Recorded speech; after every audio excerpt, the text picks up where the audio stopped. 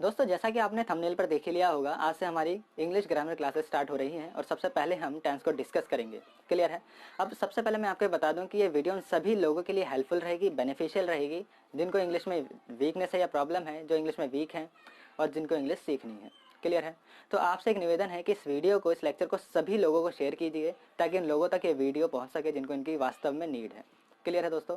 चलिए, और सबसे पहली बात कि ये वीडियो किसी एक पर्टिकुलर क्लास के लिए नहीं है, सभी लोगों के लिए है, सभी स्टूडेंट्स के लिए है, चाहे वो 6th क्लास का हो या 12th क्लास का हो या फिर ग्रेजुएशन करने वाला हो।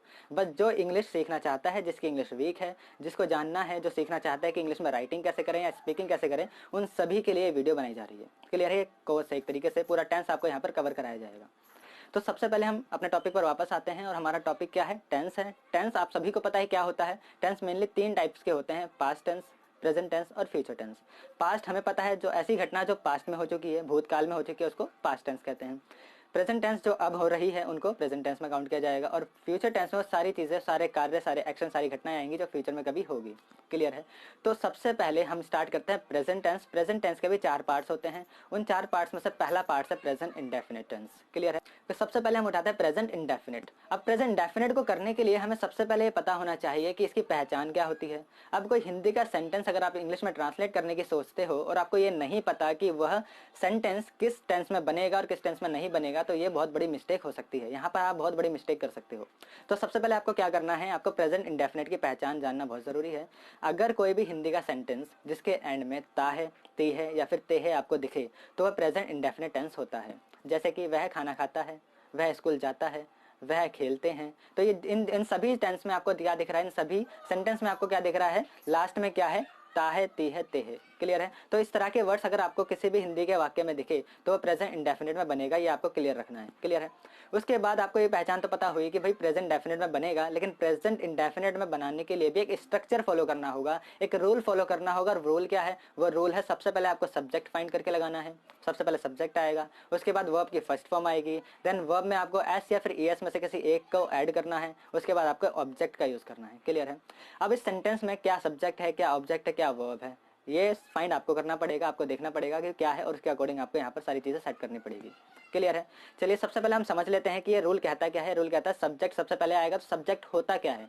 सब्जेक्ट होता है, प्यारे साथियों, कर्ता, काम करने वाला। अब इस सेंटेंस में आपको कौन काम करता हुआ दिख रहा है? अगर मैंने बोला है कि वह स्कूल जाता है, तो वह कौन जाता है? वह स्कूल जाता है। तो वह क्या है? हमारा सब्जेक्ट है। क्लियर? अभी इनको हम एग्जाम्पल के रूप में बना के पूरा ट्रांसलेशन करके देखेंगे, इस चीज की आप टेंशन मत लीजिएगा। तो सबसे पहले रूल को समझ लेते हैं। सब्जेक्ट आपको क्लियर हुआ? सब्जेक्ट का मतलब होता है काम करने वाला, जिसे हिंदी में कर्ता कहा जाता है। क्लियर? उसके बाद आपको वर्ब का यूज करना है, वर्ब की फर्स्ट फॉर्म यूज करना है। वर्ब जो होती है मेनली रूप से 3 फॉर्म्स में होती है, लेकिन लोग इसे 5 फॉर्म्स में भी कहते हैं और होती भी है, लेकिन हम मेन रूप से 3 फॉर्म्स में पढ़ेंगे, फर्स्ट, सेकंड, थर्ड। क्लियर है? तो सबसे पहले आपको क्या करना है, वर्ब की फर्स्ट फॉर्म का यूज करना है। क्लियर? और वर्ब होती क्या है? वर्ब होती है एक्शन, कार्य। अब कर्ता के द्वारा, सब्जेक्ट के द्वारा जो कार्य किया गया है या जो कार्य हो रहा है, उसको हम वर्ब कहते हैं। क्लियर? वर्ब के बाद आपको एस और यस ऐड करना है वर्ब के अंदर। अब इसमें ऐड करने से पहले हम ऑब्जेक्ट को जरा समझ लेते हैं, फिर इस पे वापस आते हैं। ऑब्जेक्ट क्या होता है? आपने सब्जेक्ट फाइंड किया, आपने वर्ब फाइंड की, उसके बाद जो बच गया उसे हम ऑब्जेक्ट में काउंट कर सकते हैं। Is that clear? चलो, अब हम अपने एस यस वाले टॉपिक पे वापस आते हैं। एस और यस हमने स्किप किया है, तो एस और यस होता क्या है वास्तव में समझते हैं। एस और यस कब यूज होगा, आपको ये समझने की ज्यादा जरूरत है। अगर आपका सब्जेक्ट थर्ड पर्सन सिंगुलर होता है, क्या होता है? थर्ड पर्सन सिंगुलर होता है अगर सब्जेक्ट, तब आपको एस और यस में से किसी एक का यूज करना है। और अगर सब्जेक्ट आपका थर्ड पर्सन सिंगुलर नहीं है, तो आपको एस और यस में से किसी का भी यूज नहीं करना है। ये बात क्लियर हुई? ध्यान से समझना, थोड़ा सा कॉम्प्लिकेटेड है, लेकिन अगर ये चीज आपको एक बार क्लियर हो गई तो लाइफ टाइम आप इस चीज को नहीं भूलने वाले, और आपका प्रेजेंट डेफिनेट हमेशा के लिए कई तैयार रहेगा, क्लियर रहेगा। Is that clear? चलो, अगर आपका सब्जेक्ट थर्ड पर्सन सिंगुलर होता है तो आप एस और यस में से किसी एक का यूज कर सकते हो, और अगर आपका सब्जेक्ट थर्ड पर्सन सिंगुलर नहीं होता है तो आप एस और यस में से किसी का भी यूज नहीं कर सकते। मतलब ये हुआ कि एस और यस कभी यूज होगा और कभी यूज नहीं होगा। अभी जब हम एग्जांपल्स देखेंगे, ट्रांसलेशन करके देखेंगे सेंटेंस की, हिंदी के वाक्यों को इंग्लिश में जब बनाएंगे, तब आपको ये चीजें और अच्छे से क्लियर हो जाएंगी। क्लियर? देखो, सब्जेक्ट थर्ड पर्सन सिंगुलर है तो एस यस का यूज होगा, अगर नहीं है तो नहीं होगा। अब यहाँ पर हमें ये पता चलता है कि एस सी एस का यूज होगा या नहीं होगा, लेकिन कब होगा और कब किसका यूज होगा ये हमें थोड़ा देखना जरूरी है। अगर मान लो किसी सेंटेंस में एस और एस का यूज हो रहा है, तो अब कब कहाँ पर एस का यूज होगा और कहाँ पर ई एस का यूज होगा ये भी तो जानना जरूरी है। एस का यूज करना है या ई एस का यूज करना है, ये हमें वर्ब बताएगी, वर्ब का लास्ट का लेटर बताएगा। अगर वर्ब के लास्ट का लेटर में ओ हो, एक्स हो, सी एच हो, डबल एस हो और एस एच हो। इन 5 लेटर्स में से कोई भी एक लेटर आपको वर्ब का लास्ट के लेटर में दिख जाए तो आपको उसके साथ बिना कुछ देखे ई एस का यूज़ कर देना है। और अगर इन 5 लेटर्स में से आपको कोई भी नहीं दिख रहा वर्ब के साथ तो आपको केवल और केवल एस का यूज़ करना है। लेकिन एस और ई एस को यूज़ करने से पहले आपको ये देख लेना है कि सब्जेक्ट आपका थर्ड पर्सन सिंगुलर है या नहीं। क्योंकि अगर सब्जेक्ट थर्ड पर्सन सिंगुलर होगा, अगर सब्जेक्ट ही, शी, इट या किसी अकेले व्यक्ति का नाम होगा, तभी आपको एस या ई एस में से किसी का भी यूज़ करने की इजाज़त है। और अगर सब्जेक्ट फर्स्ट पर्सन है, सेकंड पर्सन है या ज़्यादा लोग हैं, तब आपको इन दोनों में से किसी का भी यूज़ नहीं करना। क्लियर है?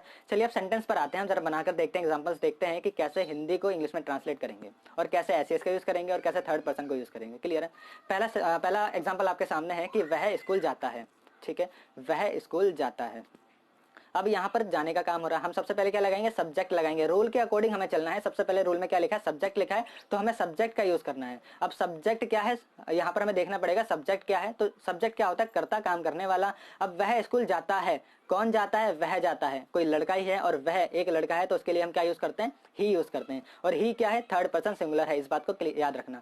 तो सब्जेक्ट हमें पता चला ही है, उसके बाद वर्ब की फर्स्ट फॉर्म का यूज होगा। अब वर्ब क्या होती है, काम होती है, कार्य को कहते हैं, एक्शन को कहते हैं। अब वह क्या कर रहा है, जाने का काम कर रहा है, वह जाता है, तो वह जाता है, वह को ही कहते हैं, तो ही हो गया। अब ही वर्ब क्या हुई हमारी, गो हो गई, जाने को क्या कहते हैं, गो, तो ही गो। अब गो का जो लास्ट का लेटर है आपको क्या दिख रहा है, ओ दिख रहा है। मैंने क्या कहा था, उन 5 लेटर्स में याद करो, उन 5 लेटर्स में से कोई एक भी लेटर हो तो हमें क्या यूज करना है, ई एस का यूज करना है। क्लियर?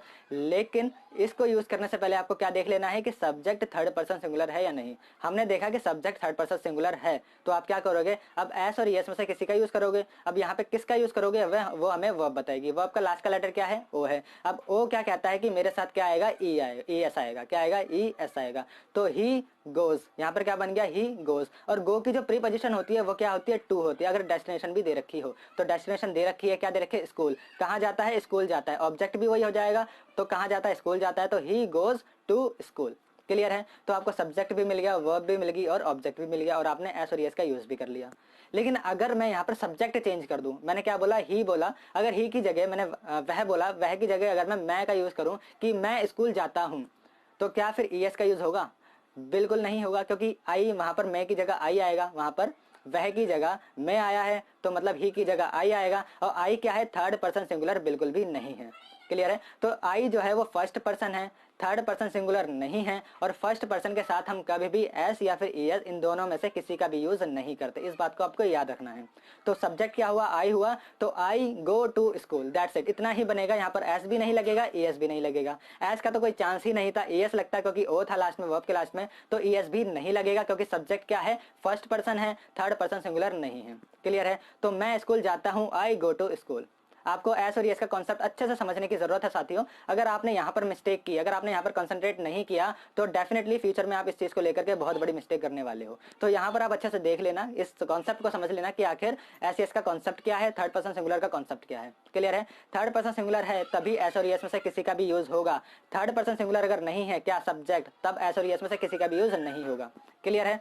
चलो यहाँ पर हमने ये देखा। अगर मैं यहाँ पर अब नेगेटिव की बात करता हूँ, प्रेजेंट इंडेफिनिट के नेगेटिव रूल की बात करता हूं। ये तो अफर्मेटिव था, सिंपल वाले रूल थे जिसमें नहीं का यूज नहीं होता और कोई भी क्वेश्चन नहीं पूछा गया होता। अगर अब मैं यहाँ पर नेगेटिव रूल की बात करता हूँ, किसकी, अगर मैं यहाँ पर नेगेटिव रूल की बात करता हूँ प्रेजेंट इंडेफिनिट के नेगेटिव की, तो उसका रूल थोड़ा सा डिफरेंट हो जाता है, थोड़ा सा अलग हो जाता है। अब पहले सबसे पहले रूल को समझते हैं। पहचान सेम रहेगी हिंदी के सेंटेंस की, लास्ट में ता है, ती है, ते है आना जरूरी है, वो प्रेजेंट इंडेफिनिट है। अब प्रेजेंट इंडेफिनिट के अंदर सिंपल, नेगेटिव और इंटेरोगेटिव भी होते हैं। तो सिंपल हमने देख लिया, अफर्मेटिव जिसको कहते हैं। अब नेगेटिव को देख लेते हैं। नेगेटिव क्या है, सबसे पहले रूल में क्या है, सब्जेक्ट आएगा। सब्जेक्ट हमें पता है, हमने डिस्कस कर लिया है, सब्जेक्ट होता क्या है, काम करने वाला। उसके बाद आपको डू डस का यूज करना है। डू डस क्या होती है, डू डस इसकी हेल्पिंग वर्ब होती है जो कि नेगेटिव में यूज करते हैं। क्या आएगा, सब्जेक्ट, फिर डू डस, फिर थर्ड प्लेस पे नॉट आएगा, उसके बाद वर्ब की फर्स्ट फॉर्म, देन ऑब्जेक्ट को आपको यूज करना है।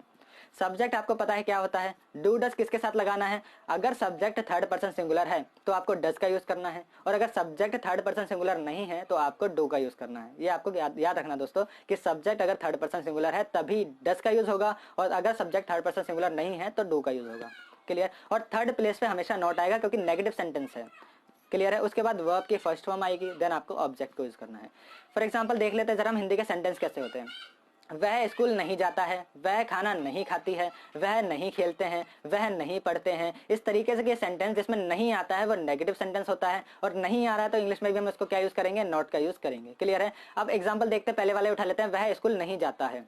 आपको समझना है, कॉन्सेप्ट को समझिए, एग्जाम्पल तो बहुत सारे आ जाएंगे। तो कॉन्सेप्ट को समझने के लिए हम पुराना वाला ही एग्जाम्पल ले लेते हैं, वह स्कूल जाता है को हम कर देते हैं वह स्कूल नहीं जाता है। तो वह स्कूल नहीं जाता है, सबसे पहले आपको क्या देखना है, इसमें नेगेटिव है। पहचान तो आपने देख ली, प्रेजेंट इंडेफिनिट में बनेगा क्योंकि लास्ट में ता है, तो प्रेजेंट इंडेफिनिट क्लियर है। इसके बाद आपको नेगेटिव देखना है कि नहीं वाला सेंटेंस है, वह स्कूल नहीं जाता है, तो नहीं आएगा, इसमें नॉट आएगा। अब नेगेटिव है तो नेगेटिव वाले रूल को चले जाओ, स्ट्रक्चर को देख लो, सब्जेक्ट का यूज सबसे पहले होगा। सब्जेक्ट क्या है आपका, वह है। क्यों? क्योंकि जाने का काम कौन नहीं कर रहा है, वह नहीं कर रहा है, तो वह की जगह आपको क्या यूज करना है, ही यूज करना है, क्योंकि वह एक लड़का है। अगर वह स्कूल नहीं जाती है तो हम क्या यूज करते हैं, शी का यूज करते। क्लियर है? अगर वह स्कूल नहीं जाती है तो हम क्या यूज करते हैं, शी का यूज करते हैं, लेकिन लड़का है तो हम ही का यूज कर रहे हैं। तो वह स्कूल नहीं जाता है, सब्जेक्ट आपने फाइंड किया, ही आ गया। उसके बाद आपको डू या डज में से किसी एक को सेलेक्ट करना है। किसको सेलेक्ट करोगे, डू या डज में से, ये चीज आपको बताएगी कौन, ये सब्जेक्ट के अकॉर्डिंग आपको करना पड़ेगा। सब्जेक्ट क्या है आपका, थर्ड पर्सन सिंगुलर है। इसका मतलब ये हुआ, अगर थर्ड पर्सन सिंगुलर है तो आपको हेल्पिंग वर्ब क्या लेनी है, डज लेना है। क्लियर? तो सब्जेक्ट आपने लगा दिया, उसके बाद आपने सेकंड प्लेस पर क्या लगाया, डज का यूज किया, डू का यूज नहीं किया। डू का यूज इसलिए नहीं किया क्योंकि सब्जेक्ट आपका थर्ड पर्सन सिंगुलर है। अगर थर्ड पर्सन सिंगुलर नहीं होता, आई होता, वी होता, यू होता या दे होते, तब आपका डू का यूज करना था। अभी उसका भी एग्जांपल देख लेंगे। देखो अब यहाँ पर वापस आओ, ही सबसे पहले आपने लगाया, ही के बाद आपने क्या लगाया, डज का यूज किया, क्योंकि सब्जेक्ट थर्ड पर्सन सिंगुलर है, ही है, तो ही डज। थर्ड प्लेस पे हमेशा क्या आएगा, नॉट आएगा, क्योंकि नहीं वाला सेंटेंस है, ही डज नॉट। अब उसके बाद आपको वर्ब का यूज करना है, वर्ब की फर्स्ट फॉर्म। स्कूल जाने का काम था ना, स्कूल नहीं जाता है, तो जाना क्या होता है, गो होता है, तो he does not go to कहाँ, स्कूल। ऑब्जेक्ट क्या हो गया, स्कूल हो गया। टू गो के साथ मैंने आपको बता दिया टू क्यों आया है, क्योंकि गो की जो प्रीपोजिशन होती है टू होती है, उसके बाद आपको डेस्टिनेशन भी दे रखा है। तो he does not go to school, वह स्कूल नहीं जाता है। ये बात आपको क्लियर हुई? चलिए अब अगर मैं यहाँ पे सब्जेक्ट चेंज कर दूं, एक डू का एग्जाम्पल देख लेते हैं। अगर मैं यहाँ पर सब्जेक्ट चेंज कर दूं, यहाँ पे हमने थर्ड पर्सन सिंगुलर लिया, लेकिन मैं यहाँ पे थर्ड पर्सन सिंगुलर ना लेके फर्स्ट पर्सन ले लूँ, मैं बोलूँ कि मैं स्कूल नहीं जाता हूँ, तो पहचान तो क्लियर है, मैं स्कूल नहीं जाता हूँ, पहचान तो क्लियर हुई। अब इसके बाद हमें क्या करना है, सब्जेक्ट देखना है, थर्ड पर्सन सिंगुलर है या नहीं, नहीं है। सब्जेक्ट क्या है, फर्स्ट पर्सन है, आई है, तो आई हो गया सब्जेक्ट। मैं स्कूल नहीं जाता हूँ, मैं मतलब आई हो गया। उसके बाद हम डू या डज में से किसका यूज करेंगे, हम डू का यूज करेंगे, डज का नहीं। क्योंकि डू का क्यों करेंगे, क्योंकि सब्जेक्ट हमारा थर्ड पर्सन सिंगुलर नहीं है, तो आई के साथ क्या आएगा, डू आएगा, तो आई डू। डू के बाद क्या हुआ, नॉट। नॉट हमेशा थर्ड प्लेस पर आएगा, इस बात को याद रखना, नॉट हमेशा थर्ड प्लेस पर आएगा।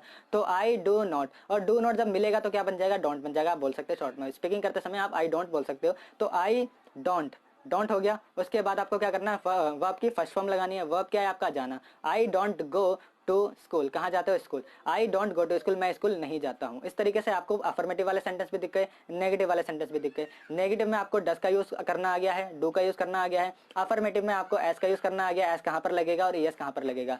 एस और एस को भी अच्छे से याद रख लेना, कहाँ पर लगता है। दोबारा वीडियो देख लेना, अगर कुछ दिक्कत हुई हो, अगर समझ में नहीं आ रहा तो एक बार दोबारा वीडियो चला के देख लेना, हो सकता है बिल्कुल क्लियर हो जाए, क्योंकि ये कॉन्सेप्ट बहुत ज्यादा इंपॉर्टेंट है। अगर ये कॉन्सेप्ट आपका क्लियर नहीं हुआ, डू डस का और एस का, तो फिर डेफिनेटली फ्यूचर में आप हमेशा मिस्टेक करोगे, राइटिंग में भी और स्पीकिंग में भी मिस्टेक करोगे। तो इसलिए आपको क्या जरूरत है, दोबारा वीडियो देखो और इस कॉन्सेप्ट को अच्छे से समझो।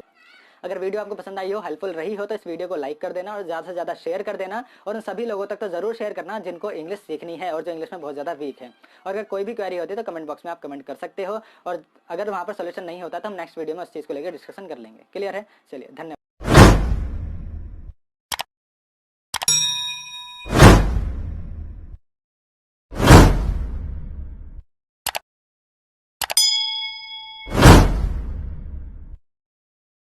प्यारे बच्चों, जैसा कि आप सभी जानते हैं कि let's discuss English grammar classes start कर चुका है, जिसमें हमने सबसे पहले टेंस को डिस्कस किया था। दोस्तों, आज ये सेकंड क्लास है। पहली क्लास में हमने प्रेजेंट इंडेफिनिट टेंस को समझा था।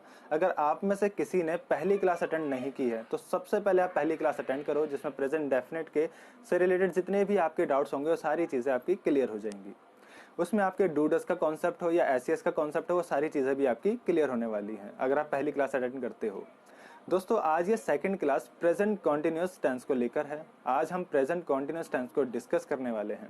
हमको सबसे पहले ये पता होना चाहिए कि ऐसे कौन से हिंदी के सेंटेंस हैं जो प्रेजेंट कॉन्टिन्यूअस टेंस में बनेंगे। इसका मतलब ये हुआ कि आपको प्रेजेंट कॉन्टिन्यूअस टेंस की पहचान का पता होना बहुत ज़रूरी है। प्रेजेंट कॉन्टिन्यूअस टेंस की पहचान होती है अगर किसी भी हिंदी के वाक्य के एंड में, अंत में रहा है, रही है या फिर रहे हैं आ जाता है तो वह सेंटेंस प्रेजेंट कॉन्टिन्यूस टेंस में बनाया जाएगा।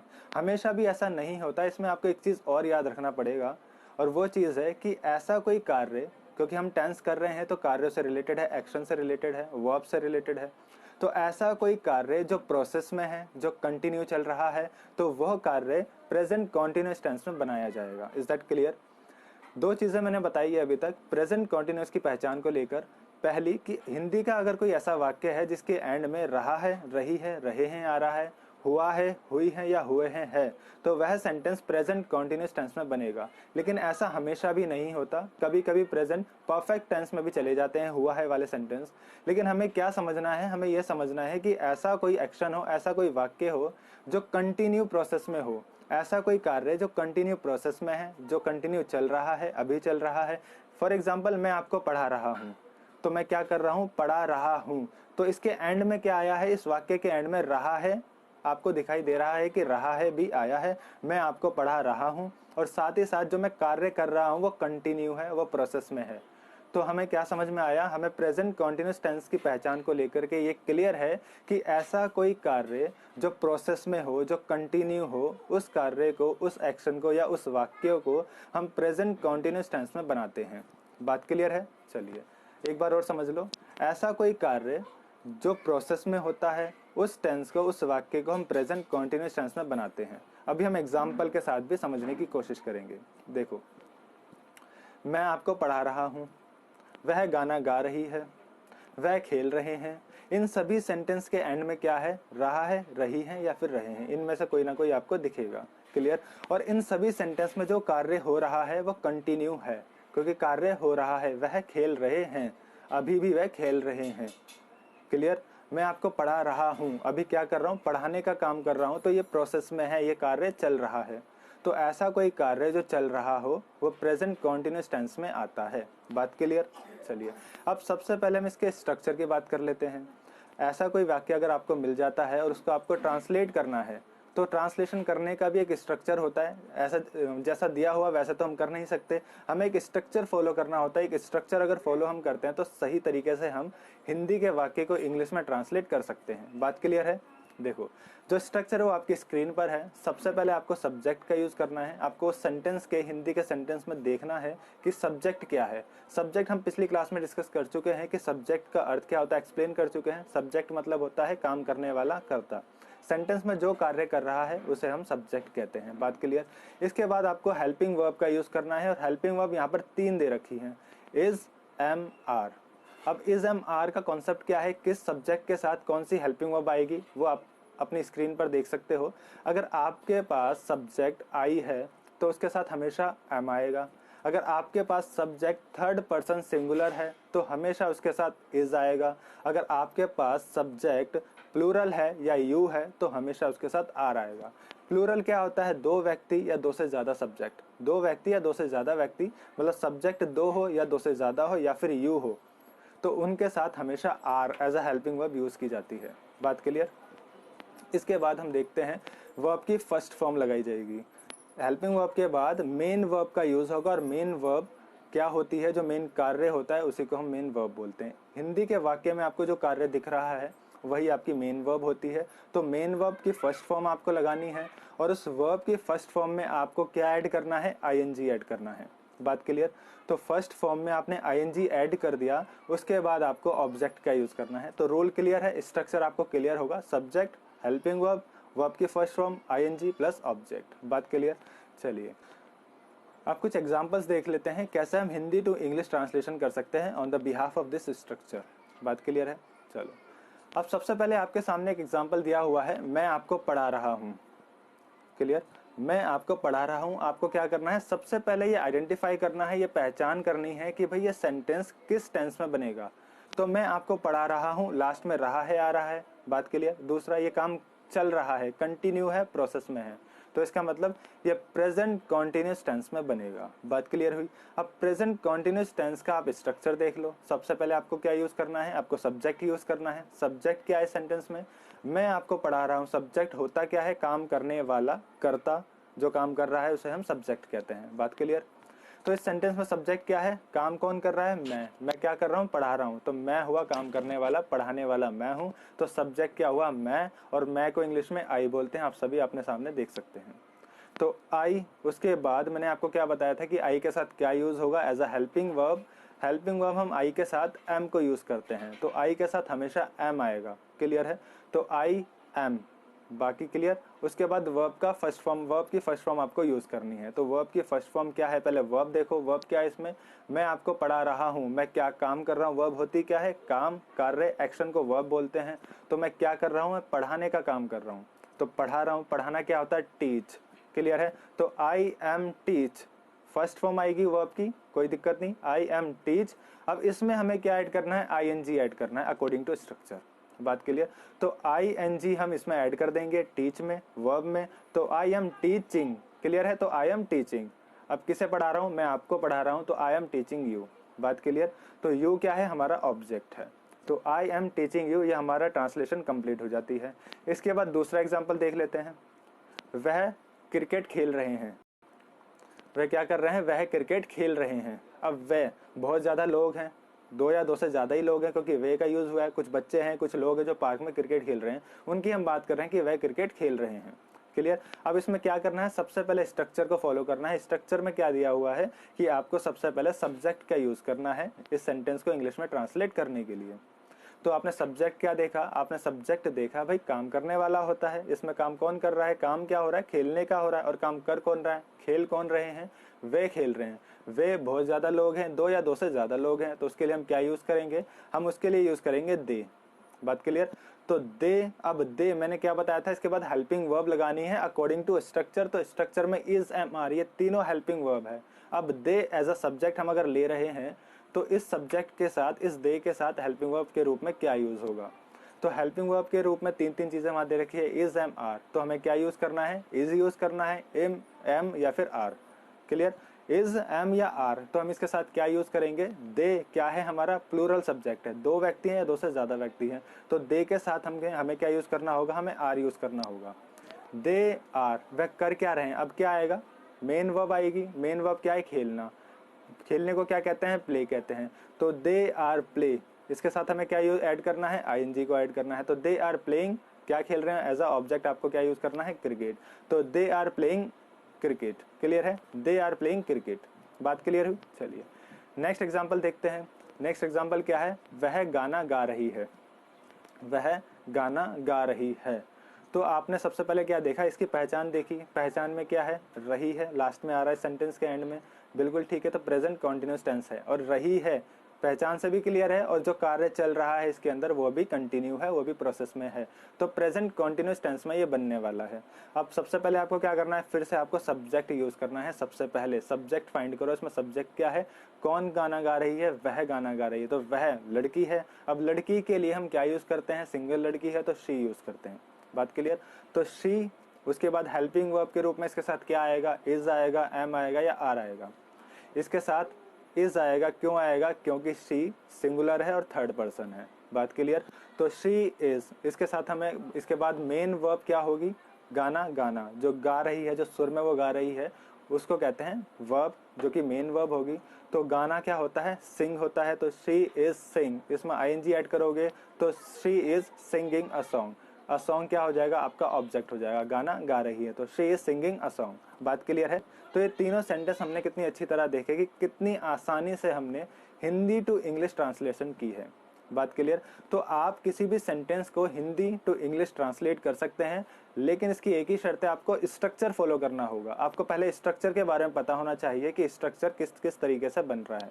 बात क्लियर, सबसे पहले क्या आता है, उसके बाद क्या, उसके बाद क्या, उसके बाद क्या। सबसे पहले जैसे कि हमने यहाँ पे सब्जेक्ट का यूज किया, उसके बाद हेल्पिंग वर्ब का यूज किया, फिर हमने मेन वर्ब का यूज किया, उसके बाद आईएनजी का यूज किया, उसके बाद ऑब्जेक्ट का यूज किया। तो इस तरीके के यूज को हम स्ट्रक्चर कहते हैं। उसी तरीके से अगर हम करते हैं तो ये सुंदरता कहलाती है इंग्लिश की। बात क्लियर, तो ये जो सेंटेंस थे ये थे सिंपल सेंटेंस, जिसे हम अफर्मेटिव कहते हैं।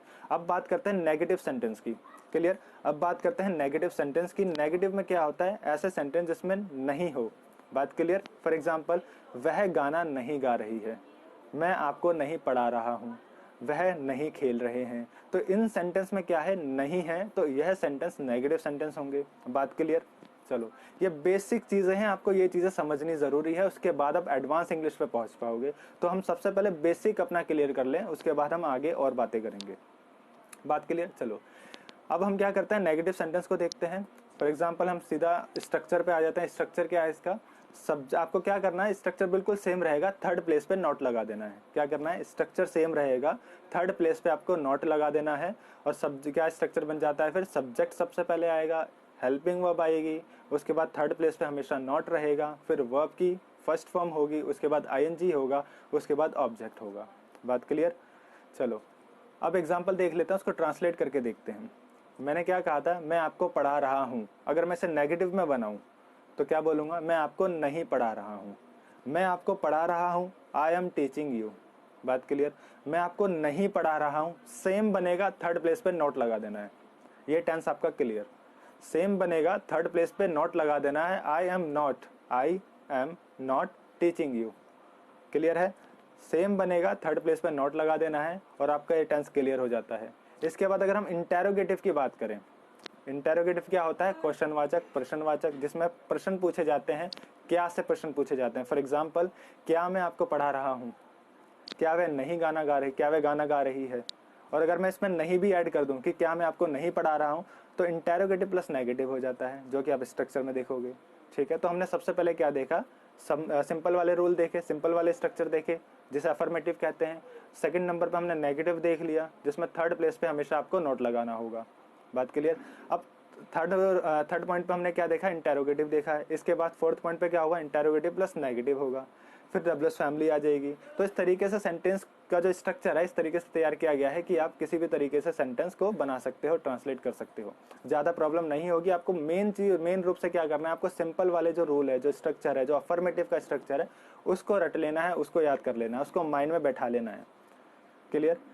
तो स्ट्रक्चर क्या है आपके सामने है, एक बार और देख लो। अगर जिसने नहीं लिखा हुआ है तो वो लिख भी लें, ताकि इस चीज़ को दोबारा पढ़ के अपने माइंड में बिठाया जा सके। क्लियर है। एक एग्जांपल मैं नेगेटिव और इंटेरोगेटिव का दे देता हूँ, ताकि ज़्यादा स्टूडेंट्स को परेशानी ना हो। जैसे कि मैंने बोला कि मैं आपको नहीं पढ़ा रहा हूँ, ये नेगेटिव वाला है कि मैं आपको नहीं पढ़ा रहा हूँ। तो आई एम, सबसे पहले आपको सब्जेक्ट लगाना है, काम कौन नहीं कर रहा है, मैं, तो आई आ गया। उसके बाद आई के साथ हमेशा हेल्पिंग वर्ब क्या रहेगी, एम रहेगी। एक चीज़ और क्लियर कर दूंगा इसके साथ, पहले इस सेंटेंस को क्लियर करते हैं। आई के साथ हमेशा हेल्पिंग वर्ब क्या रहेगी, एम रहेगी। एम के बाद आपको थर्ड प्लेस पे क्या यूज़ करना है, नॉट का यूज़ करना है। क्लियर है। नॉट किस लिए, नहीं के लिए। हिंदी के सेंटेंस में आपने नहीं यूज़ करा है, तो उसके लिए आपको यहाँ पर नॉट लगाना पड़ेगा, और वो थर्ड प्लेस पर आएगा। बात क्लियर। तो आई एम नॉट, उसके बाद मेन वर्ब क्या है, टीच, पढ़ाना। तो I am not teaching, ING इसमें ऐड कर दोगे तो हो जाएगा I am not teaching you, मैं आपको नहीं पढ़ा रहा हूँ। इज दैट क्लियर, बात समझ में आई। चलो, अब अगर इंटेरोगेटिव का हम एक एग्जांपल देख लें, तो इंटेरोगेटिव में क्या होता है, इंटेरोगेटिव में एक प्रश्नवाचक क्वेश्चन पूछे जाते हैं। अब प्रश्नवाचक क्वेश्चन किस तरीके से होते हैं ये देख लो जरा। क्या मैं आपको पढ़ा रहा हूँ, ये एक एग्जाम्पल है, क्या मैं आपको पढ़ा रहा हूँ। इसमें क्या कहा है मैंने आपसे क्वेश्चन किया है। किस तरीके से, स्टार्टिंग इस क्वेश्चन की कहाँ से हुई है, क्या से हुई है, क्या मैं आपको पढ़ा रहा हूँ। तो क्या मैं आपको पढ़ा रहा हूँ के लिए आपको क्या करना पड़ेगा, स्ट्रक्चर देखो, इसमें क्या दे रखा है, हेल्पिंग वर्ब सबसे पहले लगा दी है, सब्जेक्ट को उसके बाद कर दिया है। अगर इस तरह के सेंटेंस आपको बनाने हैं जिसमें क्वेश्चन पूछा गया हो और क्या से स्टार्टिंग हो रही हो, तो आपको क्या करना है, हेल्पिंग वर्ब को सब्जेक्ट से पहले लगा देना है। सबसे पहले सब्जेक्ट आता है, लेकिन यहाँ पर क्या हो रहा है, सबसे पहले हेल्पिंग वर्ब आएगी, क्योंकि हमें इसे क्वेश्चनवाचक बनाना है, हमें इसे प्रश्नवाचक बनाना है, हमें क्वेश्चन करना है। क्लियर है। और इसका आंसर यस और नो में जाता है। क्या मैं आपको पढ़ा रहा हूँ, तो आपका आंसर क्या होगा, yes you are teaching us, yes you are not teaching us. पढ़ा रहा हूँ तो हाँ, नहीं पढ़ा रहा हूँ तो नहीं। बात क्लियर। तो क्या मैं आपको पढ़ा रहा हूँ, इसका स्ट्रक्चर क्या है, सबसे पहले आपको हेल्पिंग वर्ब लगा देनी है, उसके बाद सब्जेक्ट लगा देना है, उसके बाद मेन वर्ब आएगी, फिर उसमें आईएनजी ऐड करना है, उसके बाद आपको ऑब्जेक्ट का यूज करना है। बात क्लियर है। तो इज एम आर, अगर मैं बोल रहा हूँ क्या मैं आपको पढ़ा रहा हूँ, तो सब्जेक्ट के अकॉर्डिंग आपको हेल्पिंग वर्ब लगानी है। तो सब्जेक्ट क्या है, जो कि सेकंड प्लेस पर पहुंच गया है सब्जेक्ट, तो वो क्या है, आई है वहां पर, क्या मैं आपको पढ़ा रहा हूँ। तो आई, अब आई से पहले क्या लगाओगे आप, एम का यूज करोगे, क्योंकि हेल्पिंग वर्ब सबसे पहले लग रही है, तो आई के साथ हेल्पिंग वर्ब क्या आती है, एम आती है। तो एम आई टीचिंग यू, क्या मैं आपको पढ़ा रहा हूँ। ठीक है। तो आई के बाद आपको मेन वर्ब यूज करनी है, उसके बाद उसमें आईएनजी ऐड कर देना है, देन आपको ऑब्जेक्ट यूज कर देना है। तो एम आई टीचिंग यू, क्या मैं आपको पढ़ा रहा हूँ? आपका आंसर क्या होगा? यस। अगर पढ़ा रहा हूँ तो yes, you are teaching us, और अगर नहीं पढ़ा रहा हूँ तो no, you are not teaching us. बात क्लियर है? चलिए, अब इसी इंटेरोगेटिव में अगर आप डब्ल्यूएस फैमिली ऐड कर देते हो तो डब्ल्यूएस फैमिली के सेंटेंस बन जाएंगे कि आप हमें क्यों पढ़ा रहे हो। ठीक है, क्या आप हमें क्या पढ़ा रहे हो? बात क्लियर है? What are you teaching us, why are you teaching us, आप हमें क्यों पढ़ा रहे हो। तो इंटेरोगेटिव ही कहा जाता है इसे, इसमें डब्ल्यूएस फैमिली ऐड हो जाती है, तो ये भी क्वेश्चन पूछने वाले सेंटेंस बन जाते हैं, प्रश्नवाचक सेंटेंस होते हैं। लेकिन दोनों में डिफरेंस इतना है कि इंटेरोगेटिव सेंटेंस या फिर जो हेल्पिंग वर्ब सिर्फ सबसे पहले आ रही है तो उसकी जो स्टार्टिंग होगी वो क्या से होगी, क्या आप हमें पढ़ा रहे हो, इस बात को आपको ध्यान रखना है, क्योंकि कई बार स्टूडेंट्स इसमें मिस्टेक कर देते हैं। बात क्लियर है? चलिए, आज हमने क्या सीखा है, पहली क्लास जो हुई थी हमने उसमें प्रेजेंट इंडेफिनिट टेंस को क्लियर किया था। क्लियर, प्रेजेंट इंडेफिनिट टेंस को क्लियर किया था। उसमें हमने जाना था कि डू डस का यूज़ क्या होता है, उसमें हमने ये देखा था कि एस का यूज़ कैसे करते हैं। और आज की इस क्लास में हमने क्या देखा है, हमने इसमें देखा है कि भाई कंटिन्यू वाले सेंटेंस जो होते हैं, कंटिन्यू वाले सेंटेंस जो होते हैं या फिर ऐसे सेंटेंस जो प्रोसेस में होते हैं, जो चल रहे होते हैं, उसको कैसे ट्रांसलेट करते हैं, उसका स्ट्रक्चर क्या होता है, सब्जेक्ट क्या होता है, वर्ब क्या होती है, ऑब्जेक्ट क्या होता है। ये मेन चीज़ है, ये आप सभी को पता है। नहीं पता तो हमने पहली क्लास में डिस्कस कर ली थी, उसमें आप देखिए, उसमें आपके सारे डाउट क्लियर हो जाएंगे। बात क्लियर है? तो आज का लेक्चर इतना ही। अब आपको क्या करना है, आपको इस वीडियो को सबसे ज़्यादा शेयर करना है। जिन लोगों की इंग्लिश बहुत ज़्यादा वीक है और स्ट्रॉन्ग करनी है, जो कि ट्यूशन जा कर के फ़ी को अफोर्ड नहीं कर सकते, तो उन लोगों तक इस वीडियो को पहुंचाना है ताकि उनका जो बेसिक कॉन्सेप्ट ऑफ इंग्लिश है वो क्लियर हो सके। बात क्लियर है? तो बेसिक कॉन्सेप्ट के साथ साथ हम एडवांस में भी चलेंगे, लेकिन सबसे पहले ज़रूरत इस बात की है कि हम बेसिक चीज़ों को क्लियर करते हुए चलें, क्योंकि हम सीधा अगर एडवांस पर पहुंच जाते हैं तो वहां पर आपके लिए बहुत बड़ी समस्या हो सकती है, क्योंकि जब आपको बेसिक ही क्लियर नहीं होगा तो एडवांस आप झेल नहीं पाओगे। बात क्लियर? तो सबसे पहले हमें क्या करना है, बेसिक क्लियर करना है, बेसिक के बाद हम एडवांस पे भी चलेंगे। ओके, तो आपको क्या करना है, सबसे ज़्यादा इस वीडियो को शेयर करना है। अगर वीडियो हेल्पफुल लगे तो इसे लाइक करना और चैनल को जरूर सब्सक्राइब कर लेना। साथ ही साथ बेल आइकन भी दबा देना ताकि नोटिफिकेशन, अगर कोई वीडियो डलती है तो उसकी नोटिफिकेशन आप पर पहुंच जाए। बात क्लियर है? तो चलिए, आज का इतना ही। बाकी हम नेक्स्ट वीडियो में, नेक्स्ट लेक्चर में आगे की बात करेंगे। Thank you.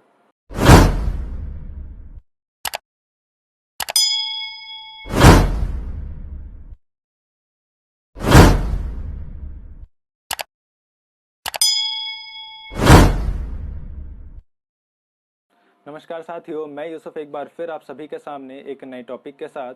प्यारे बच्चों, आज हम डिस्कस करने वाले हैं present perfect tense.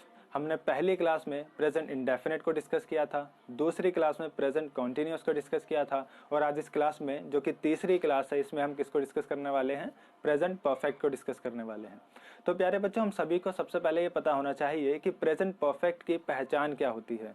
Present perfect की पहचान होती है कि अगर कोई भी या किसी भी हिंदी के सेंटेंस के एंड में चुका है, चुकी है या चुके हैं आ जाता है तो वह सेंटेंस प्रेजेंट परफेक्ट में बनाया जाएगा। इसके अलावा खाया है, पिया है, दी है, ली है, इस तरह के वर्ड्स और आ जाते हैं तो वह किस में जाएगा, प्रेजेंट परफेक्ट में ही बनाए जाएंगे। क्लियर है? क्योंकि इन वाक्यों से या इन वर्ड से हमें पता चलता है कि हमारा जो कार्य है प्रेजेंट टाइम का, वह कार्य कंप्लीट हो चुका है। क्लियर है? कोई भी ऐसा कार्य जो प्रेजेंट टाइम में कंप्लीट है या कंप्लीट हो चुका है, वह कार्य या वह सेंटेंस प्रेजेंट परफेक्ट में बनाया जाता है। क्लियर है? चलिए, अब अगर आपको ये पता चल जाता है कि ये सेंटेंस प्रेजेंट परफेक्ट में बनेगा तो इसके बाद उसको ट्रांसलेट करने के लिए या किसी भी सेंटेंस को ट्रांसलेट करने के लिए आपको इस प्रेजेंट परफेक्ट टेंस का स्ट्रक्चर पता होना बहुत ज़रूरी है। तो प्यारे साथियों, अपनी स्क्रीन पर आप देख सकते हैं प्रेजेंट परफेक्ट का स्ट्रक्चर है। सबसे पहले आपको सब्जेक्ट का यूज़ करना है, उसके बाद आपको हेल्पिंग वर्ब का यूज़ करना है, और हेल्पिंग वर्ब यहाँ पर हैज़ और हैव दो दे रखी है। अब कहाँ पर हैज़ लगेगा और कहाँ पर हैव लगेगा, इसको हम अभी डिस्कस कर लेंगे। तो सबसे पहले आपको सब्जेक्ट लगाना है, उसके बाद आपको has have as a helping verb use करना है किसी एक का, उसके बाद आपको वर्ब की थर्ड फॉर्म का यूज़ करना है। हमने अभी तक वर्ब की फर्स्ट फॉर्म पढ़ी थी, लेकिन इस टेंस में हम क्या करेंगे, इस टेंस में हम वर्ब की थर्ड फॉर्म का यूज़ करना सीखेंगे। क्लियर है? इसके बाद ऑब्जेक्ट का यूज़ करना है। तो मैं ये कहूँगा कि प्रेजेंट इंडेफिनिट इस टेंस से थोड़ा सा हार्ड है, क्योंकि ये जो टेंस है ये काफ़ी इजी टेंस माना जाता है, क्योंकि यहाँ पर सिंपल स्ट्रक्चर दिया हुआ है। सब्जेक्ट आपको फाइंड करना है, हेल्पिंग वर्ब आपको पता होनी चाहिए कि हैज कहाँ पर लगेगा और बाकी हैज जहाँ पर नहीं लगेगा और बाकी सबके साथ आपको हैव यूज करना है। क्लियर? अभी डिस्कस कर लेंगे इस बारे में हम। उसके बाद आपको वर्ब की थर्ड फॉर्म का पता हो और आपको ऑब्जेक्ट लगा देना है। क्लियर है? देखिए, सबसे पहले हम बात करते हैं हैज और हैव की। कहाँ पर हैज लगेगा और कहाँ पर हैव लगेगा। अगर आपके पास सब्जेक्ट थर्ड पर्सन सिंगुलर है, क्या है? अगर आपके पास सब्जेक्ट थर्ड पर्सन सिंगुलर है तो वहां पर आपको हैज का यूज करना है, और जहां पर आपको हैज का यूज नहीं करना वहां पर आपको हैव का यूज करना है। इसका मतलब क्या हुआ कि थर्ड पर्सन सिंगुलर, अगर आपका सब्जेक्ट थर्ड पर्सन सिंगुलर नहीं है, बाकी कुछ भी है, चाहे फर्स्ट पर्सन है, चाहे सेकंड पर्सन है, चाहे प्लूरल है, कुछ भी है थर्ड पर्सन सिंगुलर को छोड़ के, तो वहां पर सबके साथ आपको हैव का यूज करना है। क्लियर है? थर्ड पर्सन सिंगुलर है तो हैज लगेगा, थर्ड पर्सन सिंगुलर नहीं है तो हैव लगेगा। अब थर्ड पर्सन सिंगुलर होते क्या है? थर्ड पर्सन होता है तीसरा व्यक्ति, जैसे कि ही, शी। क्लियर है? और सिंगुलर होता है कोई अकेला व्यक्ति। ही एक व्यक्ति की, अगर हम एक लड़के के बारे में बात कर रहे हैं तो वह ही है, मतलब एक सिंगल व्यक्ति है, तो थर्ड पर्सन भी है और अकेला भी है, सिंगुलर भी है। क्लियर? तो थर्ड पर्सन प्लस सिंगुलर अगर सब्जेक्ट है तो हैज का यूज करना है एज अ हेल्पिंग वर्ब, और अगर सब्जेक्ट थर्ड पर्सन सिंगुलर नहीं है तो हैव का यूज करना है। फिर चाहे सब्जेक्ट आई हो, वी हो, यू हो या दे हो, या दो व्यक्तियों का नाम हो, ठीक है, सब्जेक्ट के रूप में, तो आपको हैव का यूज करना है, हैज का नहीं। हैज का यूज सिर्फ थर्ड पर्सन सिंगुलर के साथ होगा। बात क्लियर है? चलिए, इसके बाद आपको वर्ब की थर्ड फॉर्म का यूज करना है। क्लियर? चलिए, अब एक दो एग्जांपल्स हम बनाकर देख लेते हैं किस तरीके से हम इनटू ट्रांसलेट करेंगे इंग्लिश लैंग्वेज में। जरा एक बार देख लेते हैं। देखिए, आपकी स्क्रीन पर पहला सेंटेंस, पहला एग्जाम्पल दिया हुआ है, मैं आपको पढ़ा चुका हूँ। क्या दिया हुआ है? मैं आपको पढ़ा चुका हूं। अब सबसे पहले आपको क्या करना है, इसकी पहचान देखनी है, क्या ये प्रेजेंट परफेक्ट में बनेगा या नहीं बनेगा। तो मैं आपको पढ़ा चुका हूं, ठीक है, तो यहाँ पर पहचान क्या है? इस सेंटेंस के एंड में जाओगे तो आपको दिखेगा चुका हूं, काम कंप्लीट है प्रेजेंट में। क्लियर? काम कंप्लीट है प्रेजेंट में, तो इसका मतलब प्रेजेंट परफेक्ट में बनेगा, क्योंकि परफेक्ट का मतलब काम कंप्लीट, परफेक्ट हो चुका है, कंप्लीटेड है। क्लियर है? तो ये प्रेजेंट परफेक्ट में बनने वाला है। अब प्रेजेंट परफेक्ट में बनाने के लिए आपको स्ट्रक्चर फॉलो करना होगा। स्ट्रक्चर क्या है? सब्जेक्ट सबसे पहले लगाना है। तो मैं आपको पढ़ा चुका हूं, इसमें सब्जेक्ट क्या है? आई है, क्योंकि पढ़ाने का काम किसने किया है? आई ने किया है। सब्जेक्ट होता क्या है? काम करने वाला। अगर जिस व्यक्ति को किसी बच्चे को नहीं पता कि सब्जेक्ट किसे कहते हैं, तो सब्जेक्ट होता है कर्ता, काम करने वाला। तो इस सेंटेंस में काम किसने किया है? कंप्लीट कर लिया, पढ़ा चुका है। कौन पढ़ा चुका है? आई पढ़ा चुका है, मतलब मैं पढ़ा चुका हूँ। क्लियर? मैं मतलब आई, तो सब्जेक्ट क्या हो गया? आई हो गया। इसके बाद आपको क्या करना है? हेल्पिंग वर्ब का सिलेक्शन करना है कि भैया हैज लगेगा या हैव लगेगा। तो आई के साथ मैंने अभी थोड़ी देर पहले आपको बताया कि अगर सब्जेक्ट आपका थर्ड पर्सन सिंगुलर है तो हैज का यूज करना है, और अगर सब्जेक्ट थर्ड पर्सन सिंगुलर नहीं है तो हैव का यूज करना है। तो यहाँ पर सब्जेक्ट क्या है? आई है, जो कि थर्ड पर्सन नहीं है। क्लियर? तो आप यहाँ पर किसका यूज करोगे? हैव का यूज करोगे। तो आई हैव, दो बातें क्लियर हो गई। इसके बाद आपको वर्ब की थर्ड फॉर्म लगानी है। ठीक है? वर्ब क्या होती है? वर्ब होती है कार्य। सब्जेक्ट ने जो कार्य किया है उसको कहते हैं वर्ब या फिर एक्शन। क्लियर है? तो अब यहाँ सेंटेंस में क्या एक्शन हुआ है, क्या कार्य हुआ है? यहाँ पर एक्शन हुआ है पढ़ाने का। मैं आपको पढ़ा चुका हूँ, पढ़ाना। तो पढ़ाना क्या है? वर्ब है। इसको क्या कहते हैं? टीच कहते हैं। लेकिन टीच इसकी फर्स्ट फॉर्म ऑफ वर्ब है। क्लियर? टीच क्या है? वर्ब की फर्स्ट फॉर्म है, लेकिन हमें यहाँ पर थर्ड फॉर्म का यूज करना है। तो टीच की थर्ड फॉर्म क्या हो जाएगी? टॉट हो जाएगी। तो आई हैव टॉट, किसको पढ़ा चुका हूं? आपको। तो I have taught you, you क्या हो गया? आपका ऑब्जेक्ट हो गया। तो आई हैव टॉट यू, बहुत ही आसानी से आपने सेंटेंस को ट्रांसलेट किया है। क्लियर? एक दूसरा एग्जांपल देख लेते हैं, फिर आपका ये टेंस भी क्लियर हो जाएगा। फिर नेगेटिव और इंटेरोगेटिव की थोड़ी सी बातें कर लेंगे। क्लियर? तो नेक्स्ट एग्जांपल है कि वह मूवी देख चुका है, वह फिल्म देख चुका है या मूवी देख चुका है, वह मूवी देख चुका है। क्लियर है? तो एग्जाम्पल में आपने देखा कि भाई सबसे पहले आपको पहचान का पता होना जरूरी है। चुका है मतलब कि प्रेजेंट परफेक्ट है। क्लियर? अब वह मूवी देख चुका है प्रेजेंट परफेक्ट में तो बनेगा। अब सबसे पहले स्ट्रक्चर आपको यूज फॉलो करना है। तो स्ट्रक्चर में सबसे पहले आपको सब्जेक्ट का यूज करना है। तो सब्जेक्ट क्या है? वह मूवी देख चुका है। कौन देख चुका है? वह देख चुका है, मतलब लड़का है और कोई एक है। क्लियर? तो कोई एक है और लड़का है, तो उसके लिए हम क्या लगाते हैं? ही लगाते हैं। तो सब्जेक्ट आपका क्या हुआ? ही हो गया। क्लियर? तो ही इसके बाद हैज़ या हैव में से किसका यूज़ करेंगे हम? सब्जेक्ट थर्ड पर्सन सिंगुलर है या नहीं, आपको सबसे पहले ये देखना है। अगर सब्जेक्ट आपका थर्ड पर्सन सिंगुलर है तो किसका यूज़ करोगे? हैज़ का यूज़ करोगे। तो सब्जेक्ट क्या है? ही है, मतलब थर्ड पर्सन सिंगुलर है, तो ही के साथ हैज़ का यूज़ होगा। तो ही हैज़। इसके बाद वर्ब की थर्ड फॉर्म का यूज होगा। तो मूवी देखने के लिए क्या जाता है? वॉच जाता है। क्लियर है? क्या जाता है? वॉच जाता है। तो ही हैज वॉच, लेकिन ये फर्स्ट फॉर्म है, हमें क्या यूज करना है? थर्ड फॉर्म यूज करना है। तो वर्ब की थर्ड फॉर्म क्या हो जाएगी? वॉच्ड। आपको इसमें ईडी लगा देना है। तो he has watched the movie, या फिर he has watched film. Clear है? तो इस तरीके से आपका सेकंड सेंटेंस भी क्लियर हो जाता है, इंग्लिश में ट्रांसलेट हो जाता है। बात क्लियर? तो इस तरीके से आपके सेंटेंस ट्रांसलेट होंगे। अब थोड़ी सी बात करते हैं नेगेटिव की और इंटेरोगेटिव की।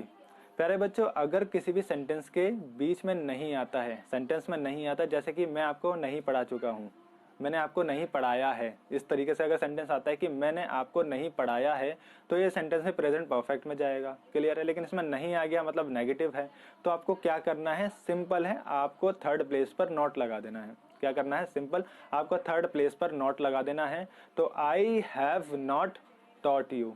बात clear? I have not taught you, मैंने आपको नहीं पढ़ाया है। बात क्लियर? अगर मैं यहाँ पर इंटेरोगेटिव की बात करूं, क्या मैंने आपको पढ़ाया है, क्या मैं आपको पढ़ा चुका हूं, इस तरीके से अगर सेंटेंस बनता है, दोनों ही तरह के सेंटेंस क्या है? प्रेजेंट परफेक्ट के हैं। बात क्लियर? क्योंकि काम कंप्लीशन की बात हो रही है यहाँ पर। क्या मैं आपको पढ़ा चुका हूँ, या क्या मैंने आपको पढ़ाया है, तो इस तरह के सेंटेंस आपको कहाँ? प्रेजेंट परफेक्ट में ही बनाने हैं। अब इसमें क्या से स्टार्टिंग हो रही है, जो कि इंटेरोगेटिव में जाएगा, क्योंकि क्वेश्चन इसमें पूछा गया है। तो इंटेरोगेटिव में जा रहा है और स्टार्टिंग क्या से हो रही है, इसका मतलब यह हुआ आपको सब्जेक्ट से पहले हेल्पिंग वर्ब का यूज करना है।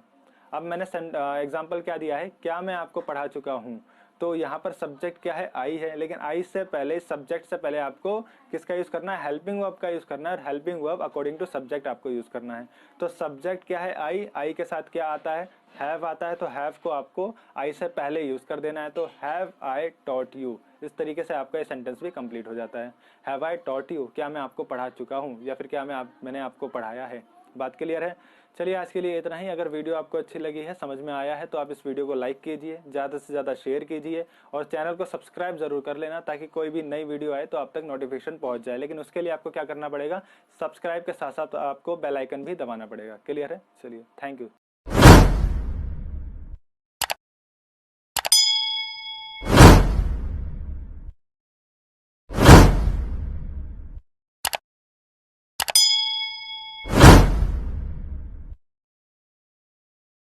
दोस्तों, आज हम प्रेजेंट परफेक्ट कंटीन्यूअस टेंस को डिस्कस करने वाले हैं। इस टेंस के रिगार्डिंग हमें सबसे पहले ये पता होना चाहिए कि इस टेंस की पहचान क्या होती है। मेरे प्यारे साथियों, अगर किसी भी हिंदी के वाक्य के एंड में रहा है, रही है, या फिर रहे हैं आ जाता है, और साथ ही साथ टाइम भी उसमें ऐड किया गया हो, तो वह sentence present perfect continuous tense में बनाया जाएगा। अगर हम एग्जाम्पल के रूप में देखें, तो फॉर एग्जाम्पल, मैं 5 मिनट से पढ़ा रहा हूँ। यहाँ पर मैंने क्या किया है? इस सेंटेंस में आपको दिख रहा होगा कि यह सेंटेंस कंटिन्यूटी शो करता है, कार्य चल रहा है, मैं आपको पढ़ा रहा हूं, और साथ ही साथ मैंने क्या किया है? इसमें टाइम भी ऐड कर दिया है कि मैं आपको 5 मिनट से पढ़ा रहा हूं। तो जो 5 मिनट है, ये एक प्रकार का टाइम है। तो यहाँ पर क्या करना है आपको? इस बात से आपको ये चीज क्लियर हो जानी चाहिए कि काम की कंटिन्यूटी, अगर काम प्रोसेस में है, काम चल रहा है, और साथ ही साथ उस सेंटेंस में टाइम भी ऐड है कि इतने समय से ये काम चल रहा है, तो वह सेंटेंस किस में बनाया जाएगा? प्रेजेंट परफेक्ट कंटीन्यूअस टेंस में बनाया जाएगा। क्लियर है? अब किसी भी सेंटेंस को इंग्लिश में ट्रांसलेट करने के लिए हमें किस चीज की जरूरत पड़ती है? स्ट्रक्चर की जरूरत पड़ती है। तो प्यारे साथियों, स्ट्रक्चर आपकी स्क्रीन पर है। अगर मैं प्रेजेंट परफेक्ट कंटीन्यूअस की अफर्मेटिव सेंटेंस की बात करता हूं, या अफर्मेटिव स्ट्रक्चर की बात करता हूं, तो स्ट्रक्चर क्या होगा इसका? सबसे पहले आपको सब्जेक्ट का यूज करना है। क्लियर? उसके बाद आपको हैज या हैव में से किसी एक का यूज करना है। देन आपको बीन का यूज करना है। बीन इस सेंटेंस में, इस टेंस में कंपलसरी है। क्लियर है? तो सब्जेक्ट, हैज या हैव में से कोई एक चीज, देन आपको बीन का यूज करना है। उसके बाद वर्ब की फर्स्ट फॉर्म का यूज करना है, और वर्ब में आपको क्या ऐड करना है? आईएनजी ऐड करना है। क्लियर?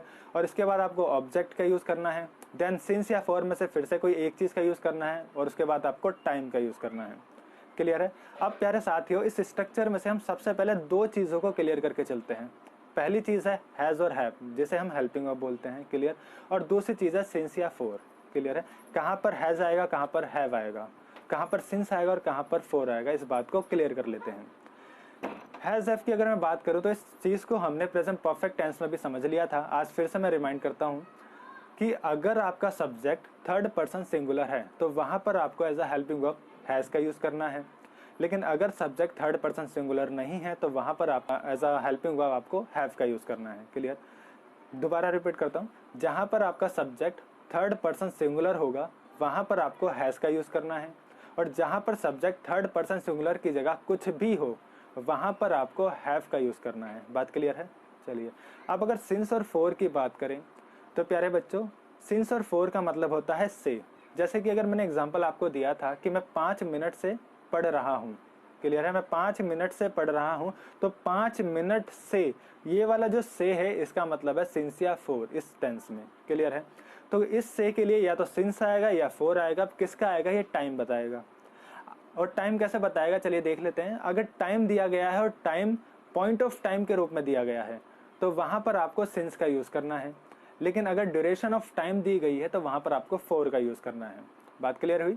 जहां पर पॉइंट ऑफ टाइम है वहां पर सिंस, जहां पर ड्यूरेशन ऑफ टाइम है वहां पर फॉर। एग्जाम्पल के रूप में जब हम देखेंगे, जब सेंटेंस को इंग्लिश में ट्रांसलेट करेंगे तब इस चीज को और अच्छे से क्लियर कर लेंगे। बात क्लियर हुई? चलिए, अब जैसे कि एक एग्जाम्पल आपकी स्क्रीन पर है कि मैं 5 मिनट से पढ़ रहा हूँ। क्या है भाई? कि मैं 5 मिनट से पढ़ रहा हूँ। तो इस सेंटेंस को आपको इंग्लिश में ट्रांसलेट करना है, और ट्रांसलेट करने के लिए सबसे पहली नीड क्या है, आपको इसकी पहचान देखनी है कि किस सेंटेंस में या किस टेंस में ये ट्रांसलेट होगा। बात क्लियर हुई? तो आपको पहचान देखने, पहचान से क्या पता चल रहा है कि मैं 5 मिनट से पढ़ रहा हूँ। भाई काम की या कार्य की कंटिन्यूटी का पता चल रहा है कि कार्य प्रोसेस में है, कार्य हो रहा है, कार्य चल रहा है। क्लियर है? और साथ ही साथ इस सेंटेंस में क्या है, टाइम भी ऐड किया गया है कि इतने समय से पढ़ रहा हूँ। तो ये प्रेजेंट परफेक्ट कंटीन्यूअस टेंस में बनाया जाएगा। ये बात आपको क्लियर होनी चाहिए। बात क्लियर? अब स्ट्रक्चर को, इसको ट्रांसलेट करने के लिए आपको क्या करना होगा, स्ट्रक्चर फॉलो करना होगा। स्ट्रक्चर में सबसे पहले क्या है, सब्जेक्ट का यूज करना है। तो मैं 5 मिनट से पढ़ रहा हूँ, इसमें सब्जेक्ट क्या है, कौन पढ़ रहा है, मैं पढ़ रहा हूँ। तो मैं के लिए आई यूज करोगे। तो मैं 5 मिनट से पढ़ रहा हूँ मतलब सब्जेक्ट क्या हुआ आपके पास, आई हुआ। ठीक है? तो आई आ गया सब्जेक्ट के रूप में। अब मैंने क्या कहा था, अगर सब्जेक्ट थर्ड पर्सन सिंगुलर हो तो आपको हैज यूज करना है, लेकिन अगर सब्जेक्ट थर्ड पर्सन सिंगुलर नहीं है तो आपको हैव यूज करना है। यहाँ पर देखो सब्जेक्ट क्या है, क्या थर्ड पर्सन सिंगुलर है? बिल्कुल नहीं है, क्योंकि सब्जेक्ट क्या है, फर्स्ट पर्सन है, मतलब आई है। क्लियर है? तो फर्स्ट पर्सन आई होने के वजह से आपको हैज का यूज ना करके किसका यूज करना होगा, हैव का यूज करना होगा। तो सब्जेक्ट आई है तो आई के साथ हैव यूज होगा। तो आई हैव, उसके बाद बीन आपको कंपलसरी लगाना ही लगाना है। तो आई हैव बीन, क्या कर रहा हूं मैं, पढ़ रहा हूं। कब? 5 मिनट से पढ़ रहा हूं। तो आई हैव बीन, उसके बाद आपको वर्ब लगानी है। वर्ब क्या होता है, पढ़ना होता है। तो पढ़ना क्या होता है, रीड। अगर मैं किसी बुक की बात कर रहा था कि मैं बुक पढ़ रहा हूं, तो आपको उस पढ़ने के लिए क्या यूज करना होगा, रीड यूज करना होगा। तो आई हैव बीन रीड, और वर्ब में आपको आईएनजी ऐड करना है तो रीडिंग हो जाएगा, आई हैव बीन रीडिंग। ठीक है? आई हैव बीन रीडिंग, और कब से पढ़ रहा हूँ, 5 मिनट से पढ़ रहा हूँ। तो 5 मिनट से, ये ड्यूरेशन ऑफ टाइम दी गई है कि इस ड्यूरेशन के टाइम से पढ़ रहा हूँ, तो इसका मतलब आपको फॉर यूज करना है। तो I have been reading for 5 minutes. बात क्लियर हुई? अगर मैं यहाँ पर बोलता कि 5 बजे से पढ़ रहा हूँ, मैंने क्या कहा है, 5 मिनट से पढ़ रहा हूँ ये कहा था, तो फॉर आया। अगर मैं यहाँ पर 5 मिनट की बजाय 5 बजे से कर दो कि मैं पिछले, या फिर मैं 5 बजे से पढ़ रहा हूँ, तो वहां पर फॉर की बजाय सिंस आता। क्लियर है? क्योंकि पॉइंट ऑफ टाइम मैंने बता दिया था कि भैया पॉइंट ऑफ टाइम है तो सिंस आएगा, अगर ड्यूरेशन ऑफ टाइम है तो फॉर आएगा। क्लियर? एक दूसरा एग्जाम्पल देख लेते हैं, फिर आपको और अच्छे से क्लियर हो जाएगा। सिंस वाला एग्जाम्पल देख लेते हैं। देखिए, एक दूसरा एग्जाम्पल आपकी स्क्रीन पर है कि मैं सुबह से चल रहा हूँ। क्या है, मैं सुबह से चल रहा हूँ। अब सबसे पहले आपको क्या करना है, आपको इसकी पहचान देखनी है। प्रेजेंट परफेक्ट कंटीन्यूअस, अगर प्रेजेंट परफेक्ट कंटीन्यूअस टेंस में बनेगा तो आपको स्ट्रक्चर सबसे पहले फॉलो करना है। और स्ट्रक्चर में क्या है, सब्जेक्ट है। तो सब्जेक्ट क्या है कि मैं सुबह से चल रहा हूँ। क्या है, मैं सुबह से चल रहा हूँ, इसका मतलब मैं क्या हुआ, सब्जेक्ट हुआ। तो आई आपने यूज कर दिया, आई आ गया। उसके बाद क्या हुआ, आपको हैज और हैव में से एक का यूज करना है, तो हैव आ जाएगा। अभी हमने लास्ट सेंटेंस में देखा था आई के साथ क्या आता है, हैव आता है। तो I have been, been compulsory है। तो आई हैव बीन, क्या कर रहा हूँ, चल रहा हूँ। चलना क्या होता है, वर्ब होती है, तो वॉक लगा देना है। और वॉक के साथ आपको आईएनजी ऐड करना है, क्योंकि काम की कंटिन्यूटी आपको दिखानी है। तो काम चल रहा है, इस चीज को दिखाने के लिए हम क्या करते हैं, आईएनजी ऐड करते हैं। बात क्लियर? तो मैं सुबह से चल रहा हूँ, आई हैव बीन वॉकिंग। अब यहाँ पर ऑब्जेक्ट तो कुछ है नहीं, तो आई हैव बीन वॉकिंग कब से, सुबह से, तो सिंस मॉर्निंग, क्योंकि मॉर्निंग सुबह से क्या है, पॉइंट ऑफ टाइम है, तो I have been walking since morning. ये चीज़ आपकी क्लियर हो जाती है। क्लियर है, ये सेंटेंस आपका क्लियर हुआ। सिंस वाला भी हमने देख लिया, फॉर वाला भी हमने देख लिया। ठीक है, अगर अभी भी कोई कंफ्यूजन रहती है, कोई डाउट रहता है, तो कमेंट बॉक्स में आप कमेंट कर सकते हैं, वहां पर इस चीज़ का सॉल्यूशन कर दिया जाएगा। बात क्लियर है। चलिए अब हम थोड़ा नेगेटिव सेंटेंस को देख लेते हैं। नेगेटिव सेंटेंस में क्या करना होता है, आपको नहीं यूज करना होता है। जैसे अभी मैंने अगर अफर्मेटिव की बात की थी, तो मैंने कहा था कि मैं 5 मिनट से पढ़ रहा हूँ। बात के लिए, मैं 5 मिनट से पढ़ रहा हूं। अगर मैं नेगेटिव में बनाना चाहता हूं तो मैं यहां पर नहीं ऐड कर दूंगा कि मैं 5 मिनट से नहीं पढ़ रहा हूं। क्लियर है, तो नहीं होने के नाते हम क्या करेंगे, स्ट्रक्चर में थोड़ा सा चेंज करते हुए नॉट को ऐड कर देंगे। ठीक है, स्ट्रक्चर बिल्कुल सेम रहेगा, बस हमें नॉट को ऐड करना है। और नॉट कहां पर आएगा, थर्ड प्लेस पर आएगा। सब्जेक्ट सबसे पहले आएगा, हैज हैव आएगी उसकी हेल्पिंग वर्ब, अब हैज लगेगा, हैव लगेगा, सब्जेक्ट बताएगा। उसके बाद थर्ड प्लेस पे आपको नॉट का यूज करना है। क्लियर है, और बाकी पूरा स्ट्रक्चर सेम रहेगा जो हमने अफर्मेटिव में पढ़ा था। क्लियर है, तो थर्ड प्लेस पे नॉट आ जाएगा। और इसी प्रकार से अगर आप किसी सेंटेंस को इंग्लिश में ट्रांसलेट करते हो और नेगेटिव वाला सेंटेंस और प्रेजेंट परफेक्ट कंटिन्यूअस वाला सेंटेंस है, तो आपको क्या करना होगा, बस थर्ड प्लेस पर नॉट लगा देना है, बीन से पहले और हेल्पिंग वर्ब के बाद थर्ड प्लेस पर नॉट लगा देना है, और बाकी पूरा स्ट्रक्चर सेम रहेगा। क्लियर है। और अगर हम इंटेरोगेटिव की बात करें तो प्यारे साथियों, इंटेरोगेटिव में क्या करना होता है, आपको इंटेरोगेटिव में हेल्पिंग वर्ब को सब्जेक्ट से पहले लगाना होता है। मतलब कि जहां पर सब्जेक्ट फर्स्ट प्लेस पर आता है, अब इस सेंटेंस में, इस इंटेरोगेटिव सेंटेंस में आपको क्या करना है, फर्स्ट प्लेस में आपको हेल्पिंग वर्ब का यूज करना है और सेकंड प्लेस पे आपको सब्जेक्ट का यूज करना है। क्लियर है। लेकिन अगर यहाँ पर डब्ल्यूएस फैमिली और ऐड हो जाती है, क्लियर है, तो सबसे पहले डब्ल्यूएस फैमिली, फिर सेकंड प्लेस पर हेल्पिंग वर्ब, उसके बाद आपको सब्जेक्ट का यूज करना है, तो थर्ड प्लेस पर पहुंच जाएगा आपका सब्जेक्ट। क्लियर है। और यहाँ पर अगर नॉट भी ऐड हो जाए तो फिर फोर्थ प्लेस पर पहुंच जाता है नॉट।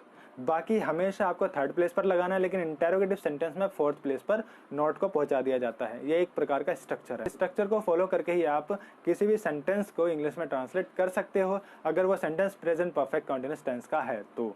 क्लियर है। तो इस तरीके से आपने आज की क्लास में ये सीख लिया है कि भैया सिंस और फॉर कहाँ यूज किया जाता है। हैज हैव आपको पता चल गया है कि हैज कहाँ लगेगा और हैव कहाँ लगेगा।